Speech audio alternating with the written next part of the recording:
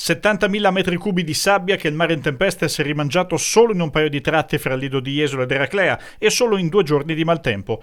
Nelle località balneari si inizia a ripulire il lungomare che ha subito più danni, attendendo comunque che non arrivino altre mareggiate a rovinare il lavoro necessario al ripristino. E non è poco. Le onde nella pineta jesolana vicino al complesso Merville si sono mangiate una buona fetta di duna, non solo abitualmente lontana dal mare, ma pure di dimensioni ben superiori all'altezza di un uomo.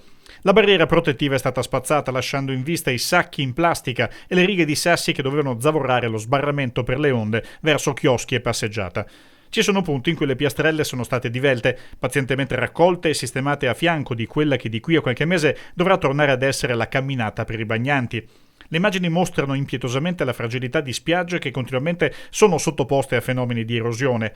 Le soluzioni che vengono chieste dagli operatori turistici sono strutturali. Il ripascimento meccanico ha dato buoni risultati per ripristinare l'utilizzo ottimale delle spiagge del litorale veneziano, ma anche un recente incontro con la Regione e le richieste al Ministero competente dimostrano come ci vogliono stanziamenti importanti, vicini almeno al 1 milione di euro l'anno, per avere Battigia a posto e mettersi al riparo degli attacchi che la natura sembra ripetere con una continuità che in passato non si vedeva.